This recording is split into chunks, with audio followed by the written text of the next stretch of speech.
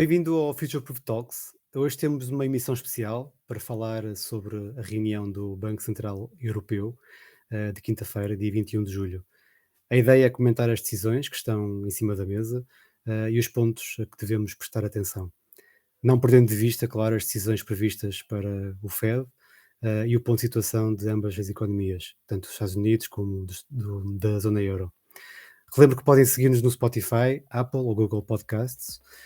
Se estão no nosso canal de YouTube, aproveitem para o subscrever e usem a secção dos comentários para colocar dúvidas e sugerir temas.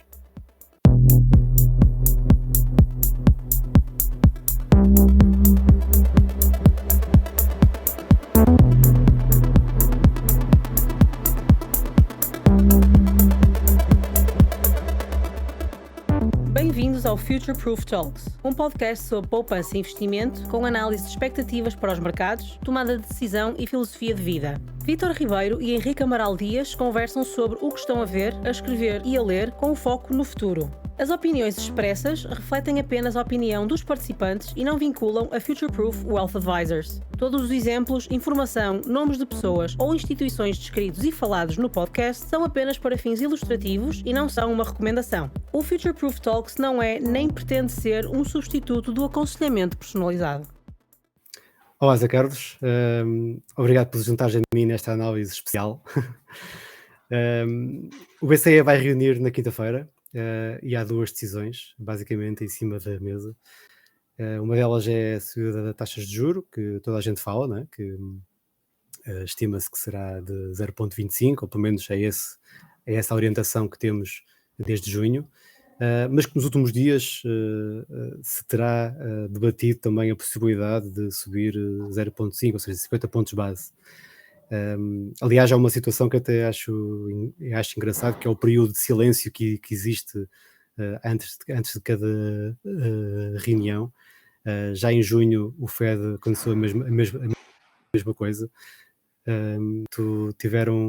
Estavam para subir 50 pontos base e depois os dados da inflação foram tão maus que acabaram por subir 105 pontos. Mas não houve nenhuma orientação, ou seja, de repente, dois ou três dias antes começaram a sair algumas notícias, alguns artigos, provavelmente até a pedido da própria Fed, não é? Para que lançassem uma certa orientação para o mercado, a dizer que ia acontecer aquela subida. E de facto hoje nós tivemos notícias da Reuters, da Bloomberg, a indicar que estaria em cima da mesa uma subida de 50 pontos base. Daí que eu acredito que até essa possibilidade está bastante próxima da realidade. Vamos ver. A segunda decisão é a ferramenta de antifragmentação, ou seja, que tem em conta a situação que está a acontecer com os países mais endividados. E eu perguntava-te, o que é que tu achas mais importante? Para onde é que os investidores devem olhar? Eu acho que as duas são, digamos, interligadas. Depois de ver as notícias de hoje sobre a questão de, afinal, estar sobre a mesa um 0,5 e pôr as taxas de juros, portanto, da facilidade de depósitos no Banco Central Europeu logo a 0%, eu pus-me a pensar se não seria uma moeda de troca que é dada aos frugais, ou que são representados pelos falcões dentro do Banco Central Europeu, no sentido de eles aceitarem que a ferramenta antifragmentação se fosse aprovada sem muita condicionalidade do ponto de vista dos países que a ela fossem recorrer. Na realidade, e penso que é essa, digamos, é isso que está em cima da mesa. Ou seja, nós, portanto, podemos ter aqui diversos resultados da reunião, portanto, uma subida de 0,25 sem nada que se saiba sobre a ferramenta, que seria, digamos, muito mal interpretado e que seria sinal que as negociações tinham falhado. Ou então, o mais provável, portanto, a tal subida de 0,5 e o anúncio da ferramenta, que na realidade o que faz, ou que se pretende que faça, é redirecionar os reembolsos que existem, portanto, do quantitative easing que foi feito ao longo de 4 programas desde outubro de 2014 e que neste momento no balanço do Eurosistema é cerca de 6,5 trilhões de euros. E que os reembolsos que chegam a 50, 60 bilhões por mês, mas é muito portanto, é muito variável, depende do mês, possam ser utilizados para socorrer aqueles países que já têm uma dívida de tal ordem elevada que não se conseguem, digamos, financiar no mercado sem a ajuda da política monetária. Exato. Nós estamos numa fase em que a política monetária do Banco Central Europeu está subordinada à política fiscal devido ao facto Exato. de haver países que têm dívidas muitíssimo significativas e não são só os suspeitos do costume, mas e talvez as Grécias. Mas onde eu também incluo a França, que se habituaram a ter, em termos orçamentais, déficits primários. Desde 2013 até 2027, segundo as previsões do FMI, a França não vai ter um único superávit primário. Assim, não admira que a dívida pública, portanto, do Estado francês, que era igual à dívida pública do Estado alemão na Alemanha em 2007, neste momento seja o dobro, por volta dos 112, 113% do PIB, e sem tendência para se diminuir. E ainda por cima, em 2007, a França gastava 2,7% do PIB em juros da dívida, que era metade, e neste momento gasta 1,2% de uma dívida que é o dobro, não é? E, portanto, como é evidente, os países não estão minimamente preparados para prescindir dessas facilidades. Qual é o resultado da subordinação da política monetária, portanto, à política fiscal ou às necessidades dos governos, se financiarem? O resultado é que é muito mais difícil conter a inflação quando ela surge, e é nessa situação onde nós estamos. Nós estamos, precisamente. De repente, que não é de repente. Sim, é verdade. Isso vai-se a gastar há alguns anos. Depois de tudo que foi feito, que é extraordinário, como isto não aconteceu mais cedo, não é? Temos uma inflação, enfim, de 8,6%, portanto, isto na zona euro, portanto, na União Europeia já é cerca de 9 não sei quantos, não é? Exatamente. E nos países bálticos que eu fui visitar em novembro do ano passado, a inflação é entre 15% a 20%. Eu, na altura, achei os preços baixos e se calhar o problema era esse mesmo, faltava esta inflação. Faltava a subida ou a desvalorização da moeda. Faltava a desvalorização, enfim, não ocorreu porque todos eles estão no euro. Estão no euro, precisamente. Todos eles. E ainda vai entrar mais um agora, vai a Croácia. Sim, mas esse não é báltico. Não é báltico. É uma antiga república da Jugoslávia. Exatamente. Portanto, a situação é essa, não é? Muito mais importante do que ver se amanhã a subida é de 0,25 ou 0,5. É saber o que é que vai. Amanhã, não é amanhã. É quinta-feira. É quinta-feira, nós estamos a gravar terça. Portanto, é saber se efetivamente, digamos, quais vão ser. Qual vai ser, digamos, o enquadramento, o framework, o desenho, o modelo da tal ferramenta antifragmentação, que na realidade não é uma ferramenta antifragmentação, é quantitative easing direcionado exclusivamente aos países que dele necessitam para conseguirem continuar a servir a sua dívida pública. Exatamente. E de alguma forma está relacionado também com isto, mas também com outras situações, com outros fatores que estão se calhar mais até com a própria crise energética, a crise alimentar e outros decorrentes da guerra e tudo o que tem vindo a ser feito nos últimos anos, mas tem-se falado também muito da paridade, não é? Portanto, o euro-dólar esteve por breves instantes a 1, ou até abaixo disso. E aquilo que interessa também ver neste jogo entre os dois bancos centrais, entre a Reserva, o Fed dos Estados Unidos e o BCE na zona euro, é o diferencial de taxas de juros, que do nosso ponto de vista vai se manter em pelo menos 2,5%. Os Estados Unidos estão mais ativos, estão mais agressivos, não é? O Fed já vai neste momento, taxa de juros está entre 1,5% e 1,75% e para a semana deverá subir 75 pontos base, portanto deverá ficar nos 2,5%. E as projeções que estão definidas num documento que vem de junho e que entretanto poderemos colocar num link para que toda a gente possa consultar e que posso até partilhar agora assim rapidamente aqui.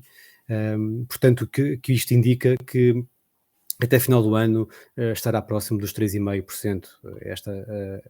São estas as projeções. De facto, a economia americana, tal como já conversamos algumas vezes, já estará em recessão, não é? Por isso, os investidores acreditam que a descida das taxas de juro vão ocorrer já em 2023. Pronto, isto logo se vê. Portanto, neste momento, a preocupação é mesmo controlar a inflação, uma subida muito agressiva das taxas de juro. Terminou o quantitative easing, agora estamos numa fase que é designada de QT, do Quantitative Tightening. Portanto, a yield curve também está invertida, não é? A questão da taxa de juros a 10 anos, menos a taxa de juros a 2 anos, está de facto invertida de forma mais significativa, se calhar mais significativa desde o ano 2000. Portanto, temos aqui este dilema de até que ponto é que vão continuar a subir durante o próximo ano. No lado do BCE, neste momento a taxa de juro está em menos 0,5%, e com esta subida de quinta-feira irá para 0 ou menos 0,25%. Depois em setembro haverá mais alguma subida, provavelmente até final do ano poderá chegar próximo dos 1% e depois 2% em 2023. Portanto, aquilo que se estima é que o diferencial, que estará agora entre os 2,25, estará próximo dos 2,5 no fim do ano. Portanto, aquilo que temos aqui em relação à paridade, poderemos dizer, e até em termos teóricos, que o euro até se calhar está demasiado desvalorizado, mas na prática não é bem assim, certo? Daniel, que não é bem assim. Nós não podemos esquecer que para além da questão neste ciclo, para além da questão do diferencial de taxas de juros, temos o diferencial das políticas não convencionais. Exato. E enquanto o Banco Central Europeu decidiu não continuar a expandir, portanto, digamos, a comprar a dívida dos Estados, não é? Pelo menos em termos líquidos globais, não é? Agora vai substituir provavelmente dívida alemã por outra, enfim, de qualidade mais questionável. O Banco Central, digamos, os bancos do Eurosistema, porque na realidade a dívida é comprada por cada um dos bancos nacionais, o BCE depois financia o Banco Nacional para ele comprar a dívida, portanto, para o Estado. Ou seja, o risco de crédito do Estado fica com o Banco Central do próprio Estado e o Banco Central do próprio Estado é o risco é o risco, digamos, de crédito do BCE. E, portanto, de um lado, nós vamos ter o FED, digamos, a diminuir, portanto, o seu balanço, que neste momento já ia nos cerca de 9 trilhões, tendo duplicado de 2020 para 2022, e vai agora reduzi-lo por força da maturidade dos títulos que lá estão, à razão de 70, 80 bilhões por mês, depende um bocado dos meses e das estimativas. No caso do Banco Central Europeu, a ideia não é essa, digamos, é pura e simplesmente não comprar mais e, portanto, manter, digamos, uma política neutral nesse aspecto. O resultado disso é que nós vamos ter uma contração da massa monetária de um lado e, portanto, em termos relativos, vamos ter uma contração portanto, da quantidade de dólares, e isso necessariamente costuma ter implicações, não é o único fator, mas claro, é um fator importante, costuma ter implicações ao nível portanto, da taxa de câmbio do par de moedas. E, portanto, a minha opinião, enfim, e é uma projeção corajosa, é que vamos para baixo da paridade. Claro. Sobretudo quando se começar a ver que a inflação nos Estados Unidos é mais estrutural, porque há previsões bastante otimistas, quer na Europa, quer nos Estados Unidos, que a inflação em 2023 modera. Exato. E eu penso que não, porque nós neste momento temos uma taxa de desemprego nos Estados Unidos de 3,6%, temos salários a crescer a mais de 6%, e, portanto, não há memória por um lado, de inflações desta ordem de grandeza que tenham sido, e a inflação está nos 8,6, não é? Sim, 9 é que era. Sim, temos como... 9, os últimos dados, sim. Os últimos dados já vai em 9 e, portanto, mesmo considerando os fatores conjunturais, digamos, vamos dizer que a inflação, enfim, subjacente, core, poderia estar por volta dos 5%. não há memória de conseguir tirar essa inflação do sistema sem provocar uma recessão e sem provocar desemprego, porque o custo de trabalho é o principal custo da economia e, como tal, isso tem de ser refletido nos preços. E, portanto, eu acho que esta permanência de taxas de juros elevadas se vai prolongar para 2023, a menos que a recessão seja dura, não é? Pois. Dura. Ela certamente vai ser prolongada, não é? Provavelmente já tivemos 2 trimestres negativos, sim, sim. No final do isto mês, nos Estados Unidos, não é? Nos Estados Unidos. É mais ou menos consensual que iríamos ter agora mais 2 trimestres negativos e, portanto, este ano iria todo ser de trimestres negativos. Em face disso, mesmo assim, portanto, partindo deste nível de taxa de desemprego que é muito baixo e com dificuldade de se contratar pessoas e as subidas salariais que há, é muito provável, até porque a inflação nos Estados Unidos é calculada de uma maneira diferente que é calculada na Europa. Sim, isso era um ponto que eu queria aproveitar. Relativamente aos custos da habitação, que na Europa praticamente não são considerados, nos Estados Unidos são considerados, mas demoram algum tempo a serem incorporados no índice. Há um fator de prolongamento do efeito das subidas do imobiliário e das rendas no índice de preços. Portanto, primeiro é mais amortecido, mas depois prolonga-se mais do tempo, independentemente da inflação dos preços das casas e das rendas já ter, digamos, abrandado, mas a quantidade de inflação que há para passar pelo sistema ainda é muito elevada e basta pensar que nos principais portais, que agora, digamos, já têm tanta preponderância nos mercados, que já são uma boa estimativa antecipada, digamos, dos dados económicos, nós temos inflações da ordem dos 20%, de quase 20%, e a inflação que está a ser considerada para esta inflação dos 9%, de inflação, o equivalente das rendas e as rendas propriamente ditas, anda pelos volta dos 4%. Exato.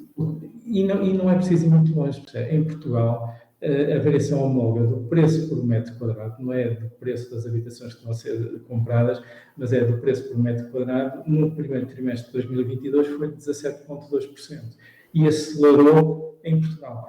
E acelerou de 14,2% no último trimestre do ano passado. É evidente que eu considerar o ano todo de 2021 relativamente a 2020, portanto, as médias, o preço médio de um ano e de outro, sim.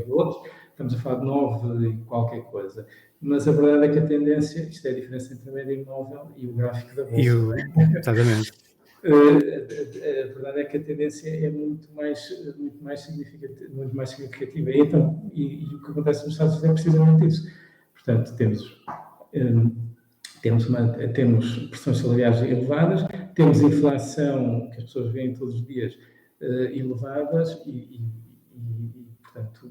E na zona euro, e só para concluirmos, este debate de quinta-feira, esta decisão de quinta-feira sobre as taxas de juros e sobre a tal ferramenta de antifragmentação, a inflação ainda é colocada um bocadinho atrás, não é? Ou seja, não é se calhar as previsões ponto central. Do Banco Central ou da Comissão Europeia, ou nem sei bem, não, do Banco Central que foram enfim, mais uma vez alteradas em alta, vão no sentido de termos uma inflação este ano média de 6,8%, não é? Ou seja, ela vai abrandar no segundo semestre. No segundo semestre, e de 3,5% em 2023 e pronto. E nos Estados Unidos temos perspectivas igualmente otimistas, não é? Neste caso o PCE, não é? Que é o indicador portanto, preferido do FED, que não é a inflação propriamente dita, em que eles prevêem 5,2% para este ano e 2,6% para o próximo ano, que objetivamente parece, enfim, dito desta maneira, otimista em face destes números que temos. Em face disso, as próprias projeções do FED, que foram divulgadas na última reunião de junho, vão no sentido de termos, de haver um risco, não é? Que eles apresentam num determinado gráfico, onde as taxas de juros, enfim, né, se eles já prevêem que se esses riscos se materializassem, as taxas de juros poderiam ir para 5% ou uma coisa muito... Exatamente, muito sim. Esse cenário não se coloca tanto da União Europeia, porque por causa do tal risco Porque é de carregar impossível. outros Porque é países impossível. e por causa da dívida. Portanto, vamos estar num período, se calhar, de inflação bastante prolongada, não é? É isso que tu estimas, Vamos, e que vamos estar num período de inflação mais prolongada e prolongada, durante mais tempo que as pessoas estão à espera. e estas reuniões que vão trazendo aqui algumas novidades, se calhar nas próximas ainda vão trazer mais subidas de taxas de juros, mas se calhar muito tenues, né? Ou seja, muito em escada, ou seja, Nós não já tão temos as drásticas. Euribors de 12 meses, já está a Já está 1%. positivo, exatamente, a 1%, Já sim. está a 1%. E as taxas de diretora do Banco Central ainda está, enfim, A menos portanto, ainda está a menos 0,5 para os 0,5. depósitos e, portanto, um banco pode emprestar a outro essa taxa e se precisar de dinheiro do Banco Central, podia ir lá buscar a 0,25, não é? 0,25, sim. Está bem, E essencialmente é um bocadinho isto. é isto. Muito bem. Bem, vamos esperar por quinta-feira, para as próximas decisões. Os bancos centrais vão estar outra vez sob análise ao longo das próximas semanas, já que a economia apresenta sinais tão duvidosos sobre o que vai acontecer. E há também a questão da própria guerra, não é? Que pode fazer mudar tudo isto. E talvez, se calhar, este cenário do Banco Central e Europeu não estar a ser tão agressivo também tem em conta esse cenário, como é óbvio, mas a questão dos países é mais importante e a questão da dívida ainda é mais importante. Obrigado, José Carlos, Obrigado. e até à próxima. Obrigado.